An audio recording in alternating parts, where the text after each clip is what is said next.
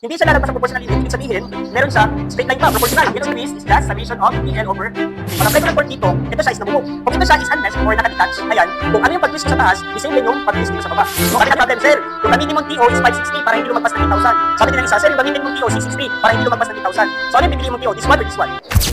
This is Sir Jean Eyre AJ, and welcome to Chapter 3 of Strength of Materials, Torsion, Part 4 of 7. Angle of twist in the elastic range. Sige, good morning everyone. So, continuation sa chapter 3 natin. Okay? So, torsion. So, just a recap sa discussion natin last time. Ano yung mga na-introduce na formula from this chapter? We have, ano yung shearing strain natin? Shearing strain is, okay, C phi over L. Now, ano pa yung mga formulang iba? We have, ano pa yun? This one. Okay, memorize nyo na, no? Now, ano yung J sa solid? Pi over 2, C to the 4. Hello, pi over 2, C to the 4. Na ano pa yung importante na formula? We have, gamma is proportional sa radius, proportional sa tau natin. Anong ibig sabihin?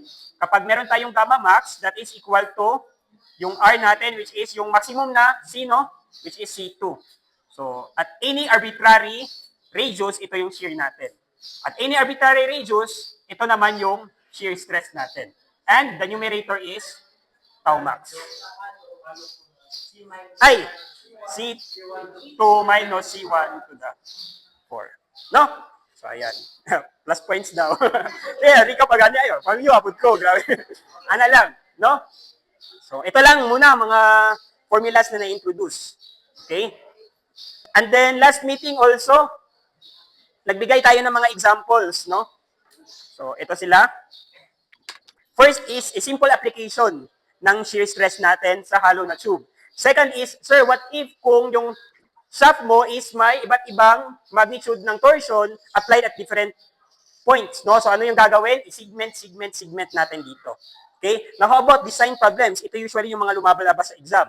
No? So, yung example na to, for in this case, outer radius is 6, inner diameter is 6, outer diameter is 4.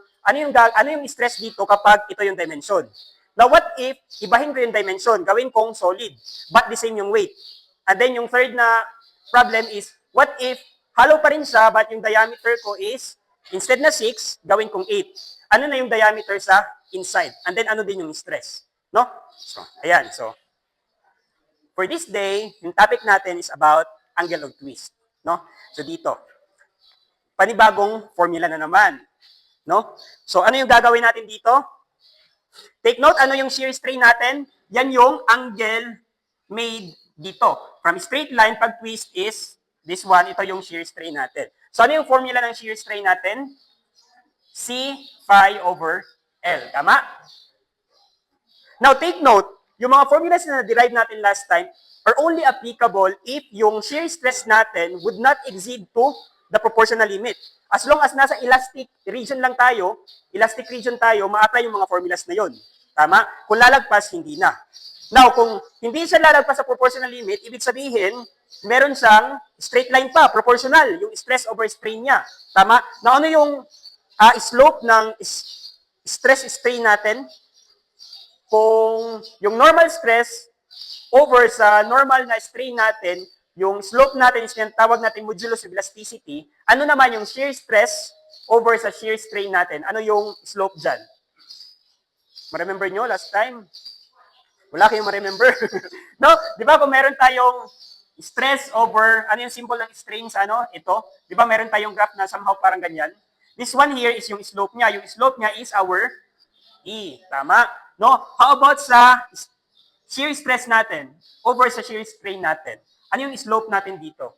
This is our G. That is our modulus of elasticity, rigidity. Di ba? Elasticity, mainat-inat. Rigidity is, yung rigid table is mapaling-paling. Di ba? Na-remember nyo yung example? Oh, sige, ayan. So now, take note. Ito siya is only applicable when nandito yung shear stress natin at saka shear strain over this region. Okay? Now, so, since over that region, ano yung relationship ng tau at saka strain natin? Yung tau natin is just G times gamma. No? Sige. Substitute natin dito. We have tau over G is equal to C phi over L. Now, ano naman yung tau natin? Ano yung formula ng tau? We have TC over J. No? Substitute natin dito. TC over J over G is equal to C phi over L. So, cancel natin yung C. Cancel. And then, say for example, phi yung hinahanap natin. So, this becomes phi is equal to TL over JG. So, this is another very famous formula sa mechanics na paulit-ulit din na magagamit. No? The angle of twist is just TL over JG.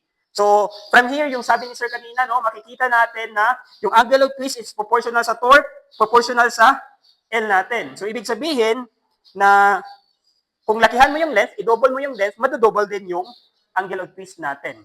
The amount of angle na matitwist dito. Kung lakihan mo yung torque, syempre, mas matitwist talaga siya kasi malaki yung torque. No? So, ayan lang. So, ito yung formula natin na introduce this day. Let's try to apply. Let's have an example.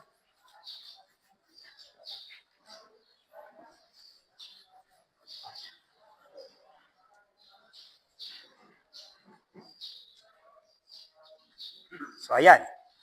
Say, for example, this one. So, what torque should be applied to the end of the shaft of concept application 3.1 to produce a twist of 2 degrees? Use the value G, 77 gigapascal for the modulus of rigidity of the steel. No? So, ano yung hinahanap dito? Ano daw yun? Torque.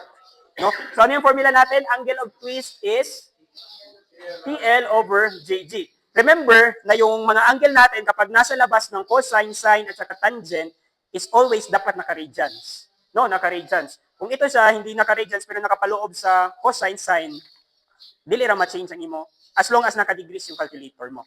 No? So, in this case, yung 2 degrees natin, substitute lang natin, no? 2 degrees.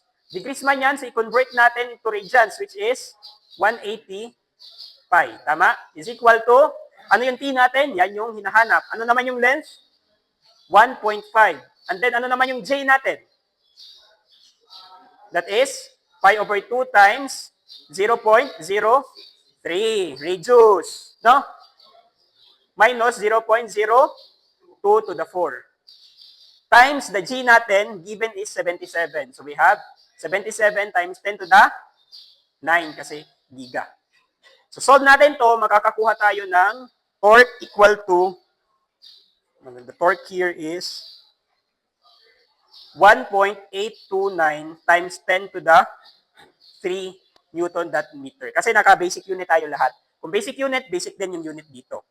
Or since 10 to the 3 man to, this becomes T 1.829 kilonewton that meter. So, ayan lang. Okay?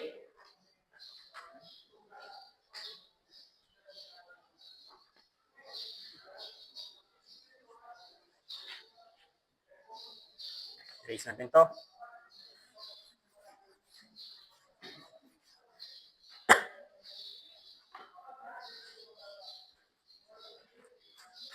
Ayan.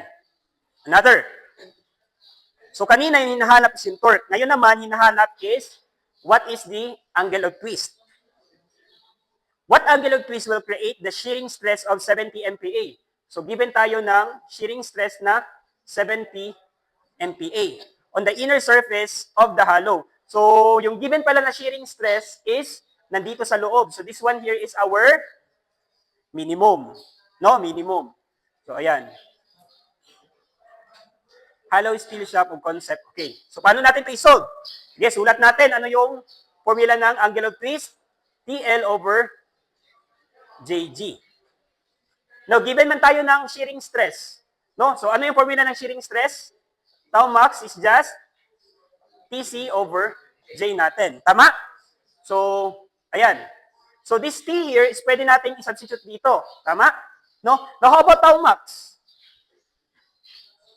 I-ano ko lang to, no? Rearrange T is just tau max J divided by C. No? This is our C2 kasi maximum tayo. No? So, ayan lang. Rearrange lang natin. Now, ano naman yung tau max? So, di ba, we know the relationship ng radius sa tau natin. Di ba? Proportional sila. So, therefore, tau max over tau min is just equal to C2 over C1. Tama? So yung tau max natin dito, pwede natin to i-substitute dito. No? So ayan, so substitute lang natin. So phi, sulat lang natin dito. Phi is equal to, ano yung t natin? T natin is this one. We have tau max. Ano naman yung tau max? Ito siya, no? Sulat na lang natin. C2 over C1 tau min. This is our tau max. No? Tau max times J divided by C2. So this is our T, which is, substitute natin dito, times L divided by JG. So sulat na lang natin dito. Ayan. So ano yung makakancel? Cancel, cancel. Tama, no? C2, C1. Ito din makakancel, no? This one and that one. So yung matitira natin dito is just, hindi. We have tau min times L divided by C1G. So substitute lang natin. Phi is, ano yung tau min? Okay, 70. 70 times 10 to the 6. Times the length, which is 1.5, divided by C1. C1 is reduced, no? So 0.02. Times the G. Given kanina yung G, no? That is 77 kanina. So times the G, which is 7 times 7 gigapascal, which is 10 to the 9.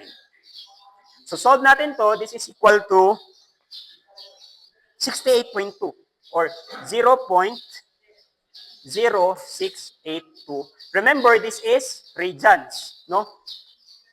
So hindi naman natin ma-measure sa protractor kung hindi natin ma-imagine kung radians, no?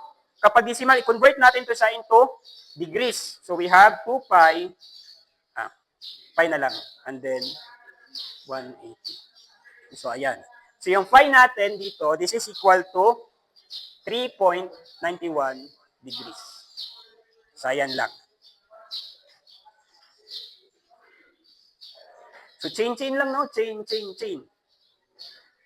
Mostly sa mga chain ng mga problem, always remember, tau is proportional sa radius, proportional sa gamma. No? So ayan lang.